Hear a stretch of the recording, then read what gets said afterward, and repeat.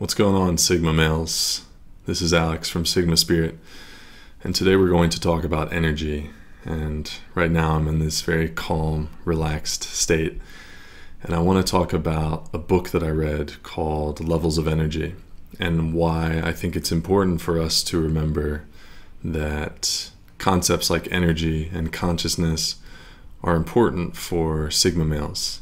They're important for us to know exactly where we stand and why we might not be achieving what we want to achieve, or maybe why we're not going through life with a certain ease and acceptance through life. So if you feel uncomfortable with the idea of energy or consciousness, then just bear with me, because I think that if you can open your mind a little bit and let yourself kind of engage in this little imagination of what energy is, then I think we can learn something cool about being Sigma males and the dangers of being Sigma male with low energy, and the benefits of being a Sigma male with this high energy. And I don't mean high energy, low energy, like feeling tired or being motivated to do work or something. I mean a different kind of energy. So in this book by Frederick Dodson, he talks about energy and consciousness and how every human at any moment falls on the scale of consciousness, this level of energy. Anywhere someone is in their life, they sit on this scale. Now, somewhere we're going to show the scale and give you an idea of what the scale is, but basically he says that the scale goes from about 0 to 1,000. And I have the scale right here. And on this scale, you have at the very bottom, you have things like guilt, shame, hatred, humiliation. And it goes up to apathy, despair, depression. Further up, you have self-pity, and then fear. A little further up, worry, shyness, paranoia, and then it keeps going up, anger, aggression, further and further. Now we're at 180 level of energy, discontent, complaint, blame. 190, we're starting to get a little higher, pride, arrogance. And now we start to break into what is kind of neutral levels of energy, contentment, routine, boredom. And then we go a little higher, courage at 275, relaxation, fun, willingness, kindness, acceptance. And then in 400 we get it into 450, we get into intelligence, knowledge, and reason. And then at 475 we start to get into the higher levels on this energy scale with joy, creativity, beauty, imagination, love, appreciation, things like gratitude, happiness, humor. And then at 550 we have things like unconditional love. And we start to ascend into very high realms, ecstasy, bliss, oneness, and divinity, infinity. So we're not going to focus on these very high levels, because I think these very high levels are probably very difficult for us to even comprehend or think of as even real, unless you've been meditating for a long time or you've been very deep in your spiritual practice. But it's cool to read this book and start to look at your life and understand that throughout your life you sit at a different part of the scale. And now every day you're moving along the scale. You might go from very high moments to very low moments. And there are phases in your life, certainly, where you sit at different levels on this scale. Personally, I go through all different levels on the scale. And when I think about the past year of my life, I can point to very clear moments in my life where I was at a place of level 50, apathy, hopelessness, depression. And I've also had moments in my life where I've gone all the way up to what I would consider pure happiness, presence, awareness, up in the 500s, according to this scale. And Frederick Dodson says that the numbers of the scale are really arbitrary. And as intellectual Sigma males, I think it might be difficult for us to conceptualize how you can rate something like happiness or intelligence on a scale with a number. But I think it's important not to worry about the actual number. And even in the book, he says the scale's arbitrary. Just focus on the philosophy or the concept of it. So I noticed this was really interesting for me when I watched all of our levels of energy sort of dip down on the scale when coronavirus really hit in March. And if I hadn't read this book in the summer of 2019, then I don't think I would have been prepared to really understand what was happening. And in a minute, I'll tell you why levels of energy are important for Sigma males and what we can learn from it and use. But I just want to talk about what happened with me personally. So during lockdown, I saw that my level of energy started to dip further down. And I wasn't even in a good place on the scale before all this stuff happened.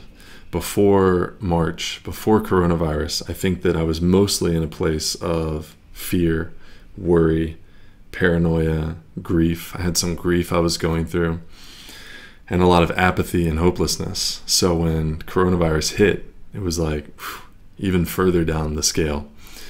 But we started to see that everyone on the planet started to dip a little bit. At times, there were certainly people who ascended. And I really noticed this in Thailand. Being in Thailand during this coronavirus. Thailand is considered to be the land of the smiles. And when I got here in early March, I noticed that everyone was smiling as usual. I am an empath. I'm very sensitive. I can tell when people are happy, when they're bullshitting, when they're faking it. So early March, everyone was happy. A week into March, I started to notice that people they had a little fear on their faces. And then as the month went on, I noticed people weren't smiling as much. People were keeping distance toward each other. Everyone seemed to have a little bit of frantic chaos in their face. A lot of negative energy was pouring through. And this continued into April and May. And then it caught up to me as well during that time. And I found myself dipping into this level of energy that was, I wouldn't say hopeless. I think, in fact, I rose to a level above hopelessness where I was. And I think it was probably a good thing. Now, looking at the level of energy scale, I can understand that where I was in February, January, in this place of hopelessness, I actually rose above, but it looked different. And for me, in March, April, May, during the coronavirus craziness, I started to feel a lot of fear, worry, paranoia, like all of us. All of us felt it during lockdown. Little tickle in your throat, you thought, oh man, tomorrow I'm going to wake up with full-blown coronavirus. But I also had cravings, need, compulsion, unfulfilled desire. And I think a lot of us felt that during coronavirus. A lot of us had this, like, there's something I want, there's an itch I feel I want to scratch, but no amount of scratching can really fix that. And then we go further, which is what I've really felt. But when I look at the scale, I understand that it was actually better than feeling apathy and hopelessness. And that was criticism, discontent, complaint, and blame, anger, and aggression. And those two things are on around 160, 180 on this scale. And for me, I started to be very discontent about governments. I started to criticize politicians in the US, criticize other people, criticize people who I knew. I started to blame certain people. I started to be aggressive and angry. And I think it really culminated one night over lockdown when I drank a couple of bottles of wine in my own little quarantine, my own little isolation. And I remember just getting very angry after drinking this wine. and I locked myself out of my apartment. I was staying in 2 different Airbnbs because there was an issue with plumbing in one of them. So they gave me access to another one 3 floors down, and I ended up getting locked out of one. And what did I do in this sort of low level of energy fueled by wine? I just kicked the door in of this Airbnb, and I kicked it clean off. Just one kick straight through the door. And then I passed out in bed, and when I woke up in the morning, I realized I had done something really foolish, and the door ended up costing me a lot of money. And I remember just thinking, where did that anger come from? Where was that anger come from? Where was it coming from? And when I think about this level of energy scale, and I think about coronavirus, I know that it was from this sort of consciousness of everyone dipping down, and it brought me down too, like it might have brought you down. But then lockdown ended, and we all breathed a sigh of relief here in Thailand, and maybe in wherever you are in America. Lockdowns ended, and there was sort of a sigh of relief for you. Maybe the gym opened back up, or you could go eat at a restaurant. And I'm sure you felt your level of energy just kind of rise a little bit. So for me, when that happened, what happened?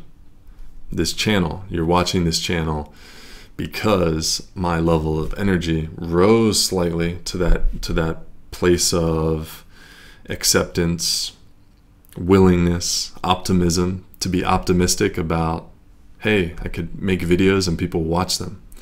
I could be courageous, level 275, have the courage to go after what I want to do with this channel.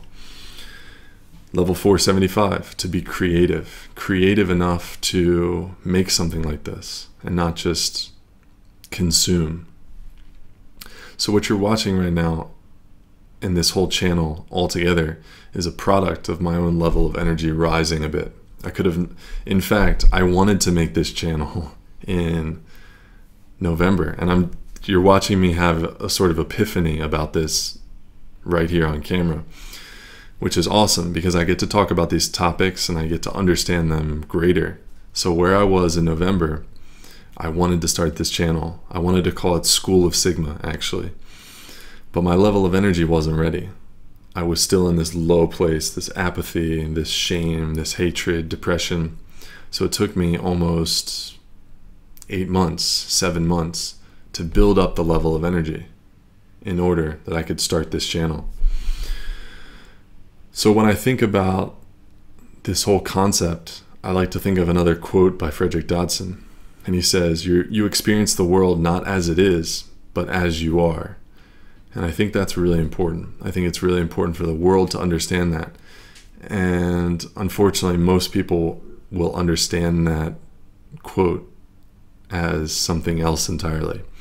Or they won't understand it at all. It'll just go right over their heads. Or they'll feel some knee-jerk reaction like, no, that's not true. That's not true. So you're saying that door is, if I lock the door, but I just imagine that it's open, it's going to be open. That's not really what it's saying. We're talking about energy levels and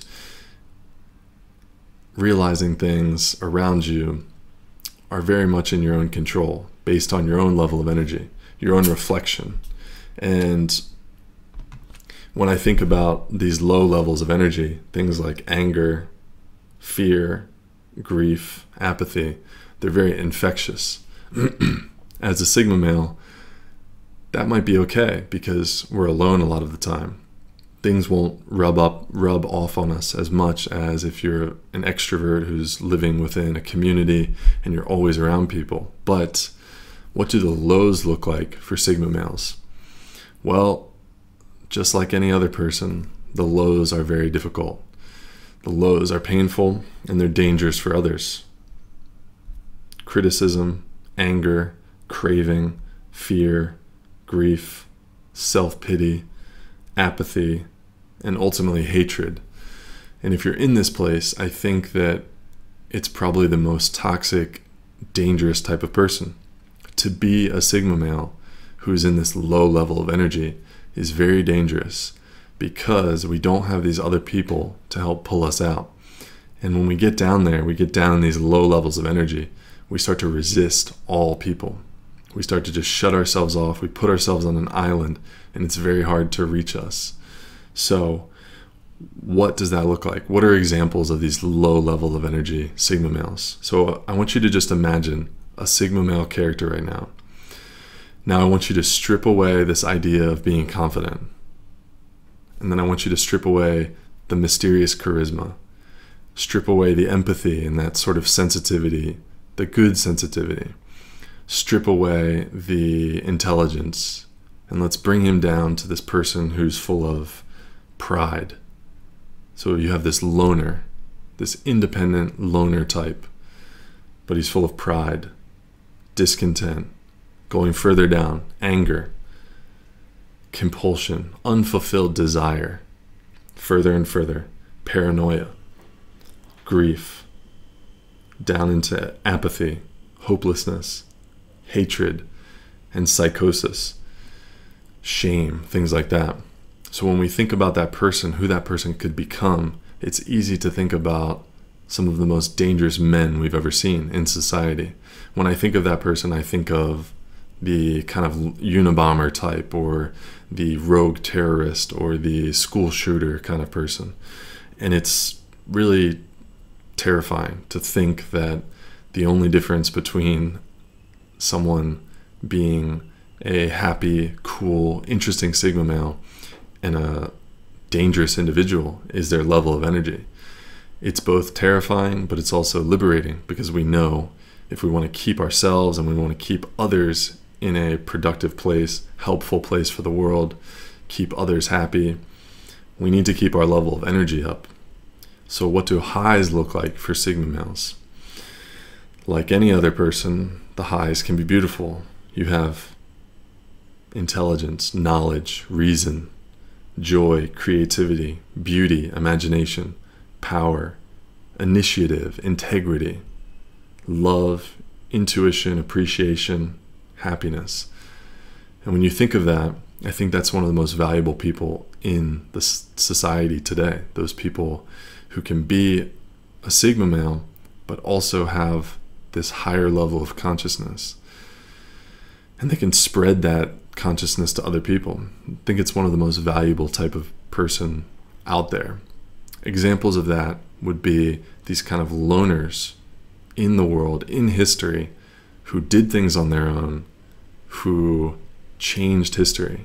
And they led from a place of love, appreciation, integrity, beauty.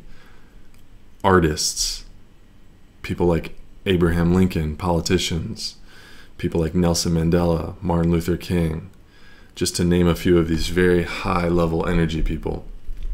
Many of the spiritual teachers that you see today, the ones who are not just fake gurus, but real people who you could meet, who you could tell that they're operating from that higher level of energy, are often very much full of those Sigma traits, the sort of self-reliance, the intelligence, the independent confidence.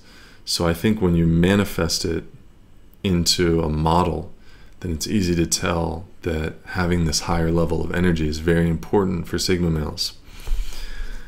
So now you've learned a little bit about levels of energy, and you might be interested to do your own work, or maybe you appreciated learning about this concept.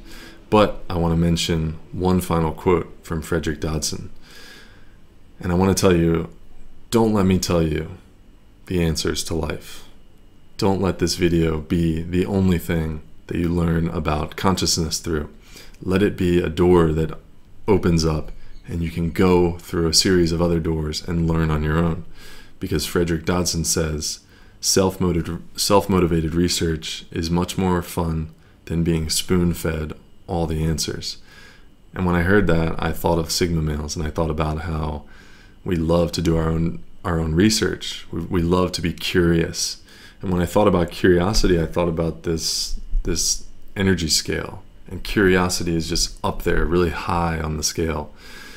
And I think that's so beautiful, to be curious in the world right now, to be curious about how things work, how to be better. So I hope you enjoyed this, and I hope you can go be curious out there and find answers to things you want to learn about. Thanks for watching.